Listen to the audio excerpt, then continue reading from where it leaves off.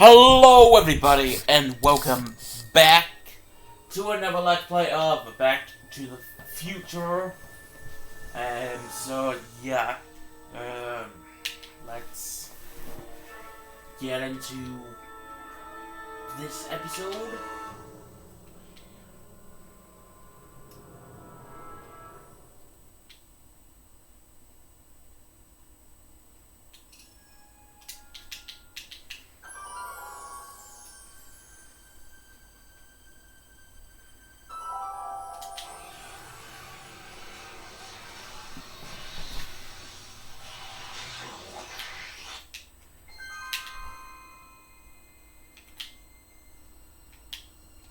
Alright, so yeah, Mike, you're just in time. how have you been? How have you been, Emmett? I know I haven't seen you in a couple of months. I'm great, and I owe it all to you. Really? Yes, that argument I had with my father during our jet drill experiment gave me the incentive to finally quit that dreary court job. I've committed myself full-time to a life of science. Thanks for watching Einstein. So, thanks for watching Einstein while I've been away. It's been a pleasure. He's proven to be a surprisingly willing test subject. Almost as if he's been working with me for years. More like decades. What are you doing? What's the story with the little car and all this equipment? Einstein and I are conducting a few experiments with this 1/4 scale model to work out a few hitches in my planned demonstration at the Hill Valley Expo in a couple of months. A radio-controlled car?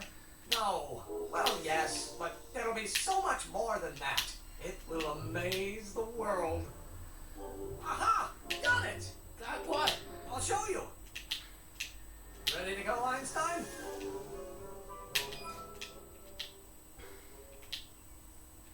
Watch this.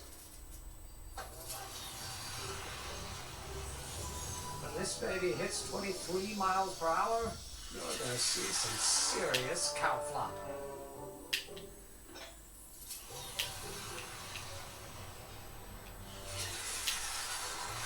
Einstein! No! Get him out of there! Not to worry.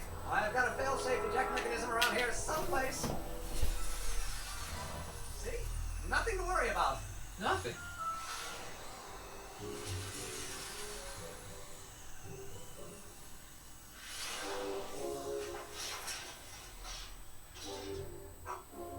I'll go see if I can find something to help. Or someone.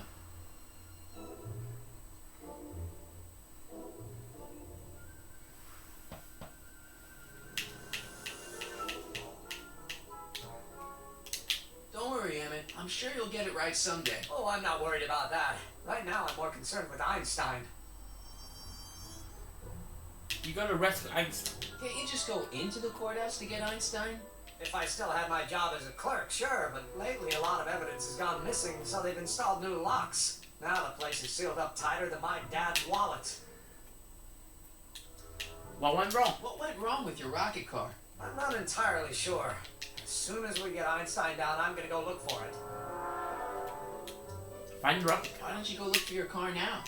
Leave Einie stuck on a ledge? Never! Dogs are much more important than any silly rocket car. Especially one that doesn't work at all. What's with you and Ed? What's up with you and Edna? A couple months ago, I could swear she was making goo-goo eyes at you.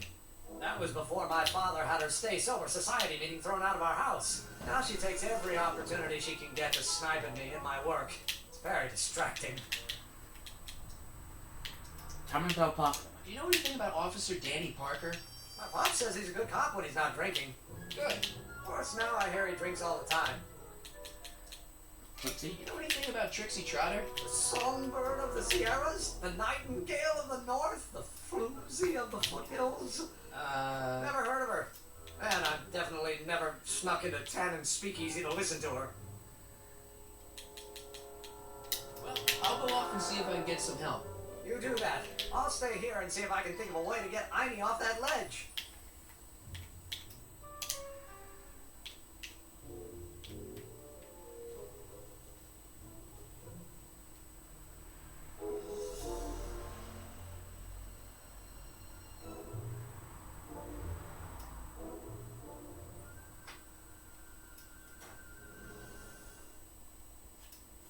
Hey, Doc.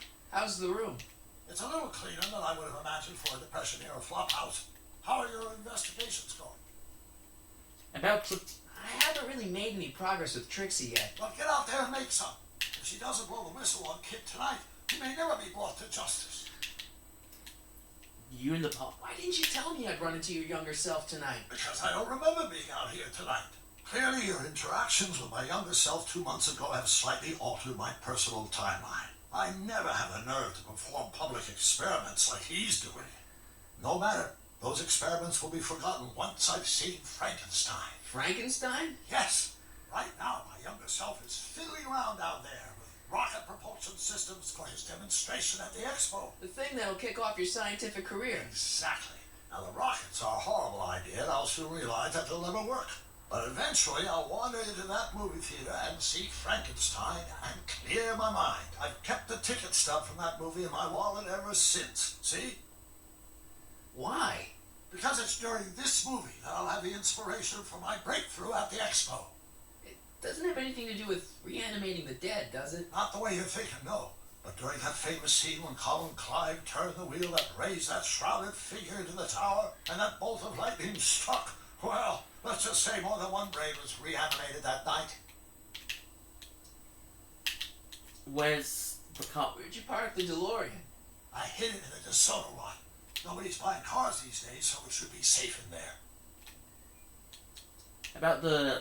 Hey, who did burn down Tannen's original speakeasy anyway? I still don't know. I'd really like to find out before we go home. Why in 1931? I never did get a straight answer about why he came back to 1931 in the first place. It's personal. When this is over, I'll tell you all about it. I'm gonna hold you to that, you know. Run this through me? Can you explain all this? I'm confused. It's very simple. In the original timeline, Timeline A, the speakeasy arsonist was never caught, creating one of Hill Valley's enduring historical mysteries. Okay. When I traveled back to 1931, I created Timeline B, in which I was misidentified as the arsonist and subsequently killed by Kit Tannen's goons. Einstein came with me, and somehow he ended up in the DeLorean when its failsafe mechanism triggered, sending it back to 1986. Which is where I came in. Precisely.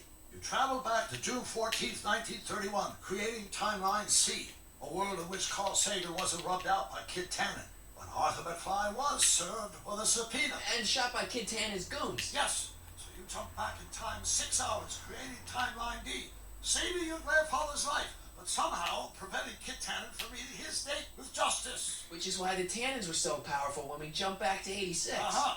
So now we've returned to August of 1931, creating Timeline E, in which, fingers crossed, we'll send Tannen to prison where he belongs. Got it? Sure. Good. One question. What? Can you explain all this? I'm confused. About Kid... Why are Tannens always such jerks anyway? It's hard to say. Rogue Neanderthal genes in their DNA, perhaps. Save Einstein. Emmett's not having much luck getting Einstein off the courthouse. I'm not surprised. Einstein's a smart dog, but heights give him the willies. What can we do? I got it. What? Just get my younger self distracted, and I'll handle the rest. Just keep your head low, Doc. I'll be back soon. I'll keep an eye out for your grandfather. Alright, so I need to distract the younger version of himself. Okay, I can do that. Any luck with Einstein? I'm still thinking about it. It's a perplexing spatial conundrum, aggravated by Einie's understandable skittishness. Take a break. Why don't you take a break from Einstein Patrol for a minute? Maybe go see a movie or something. Thanks for the offer, Mike. When once Emmett Lathrop Brown sets his mind on a task, nothing can distract him from his purpose. And right now, that purpose is rescuing your dog. Seen Frankenstein? Have you seen that Frankenstein movie yet? I hear it's pretty inspirational. Not yet. I've been so busy with my rocket car that I haven't found the time. But I'm planning on going tonight. At least I will once I get Einstein down. Well, I'll go off and see if I can get some help. You do that. I'll stay here and see if I can think of a way to get Einie off that ledge.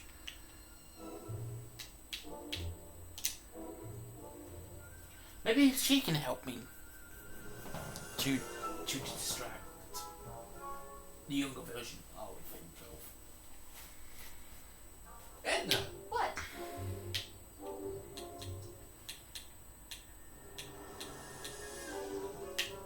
I thought you What have you got against dogs anyway?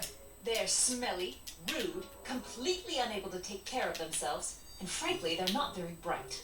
If I had my druthers, dogs would be banned from public places. Harsh. It's a harsh world, Mr. Corleone.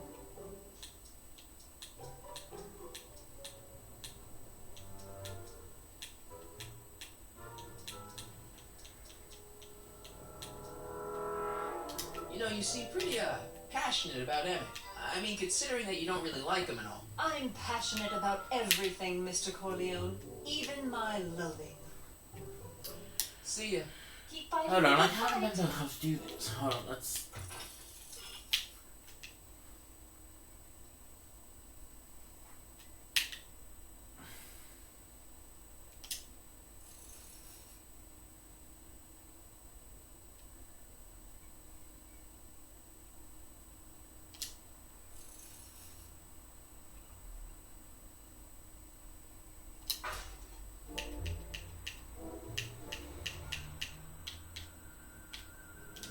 Edna! What?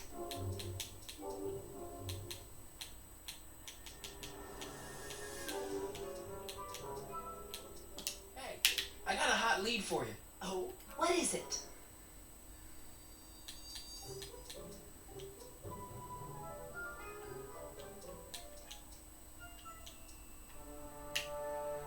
Young scientist strands dog on courthouse roof. What? Look over there. Oh, for goodness sake. Mr. Brown. Please, Miss Strickland, not now. Can't you see I've got a rather delicate situation on my hands at the moment? My trial run... Trial run? Public hazard, I call it. And I'm sure my editor will agree. This scientific enterprise of yours represents a clear and present danger to public You know what safety. represents a clear and present danger to public safety? Your singing voice. There's no need to get personal, Mr. Brown. Believe me, I have no intention of getting personal with you. I'm relieved to hear it. Flying cars, of all the ridiculous You juvenile mock me, notions. but just imagine a world in which traffic jams and car crashes are a thing of the past. I might be more inclined to listen to you if your maiden voyage hadn't ended in a crash on one roof and a stranded dog on another. I'm working on getting him down. Heidi, how'd you get down? Clever dog. Well, fortune favors you tonight, but I warn you to be more careful in the future. Now, how to get that rocket car back down?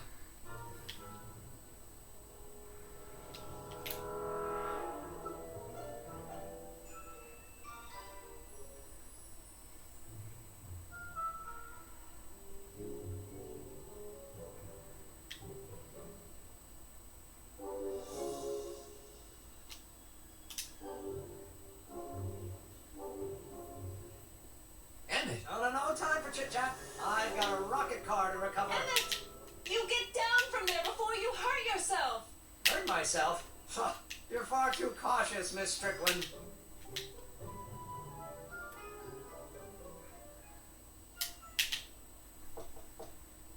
Who sent you? Ulysses S. Grant. What did you bring me? Meat and potatoes. What's the word? Words are for wimps. Am I supposed to, like, remember that?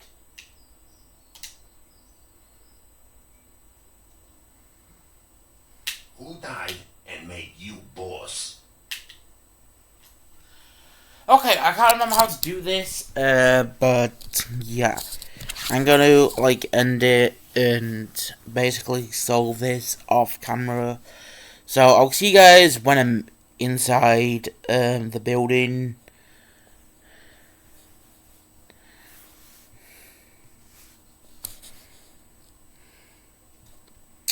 Or I could search it.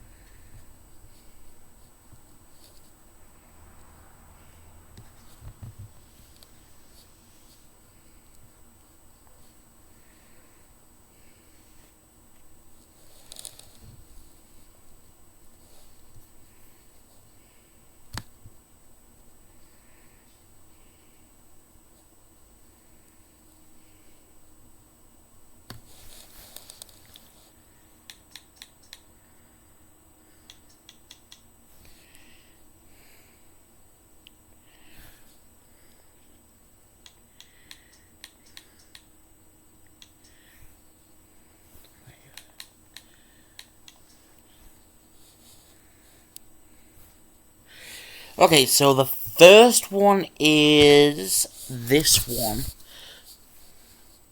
Boss Hog? What will you do when I send you away? Okay, what would I do when I send you away?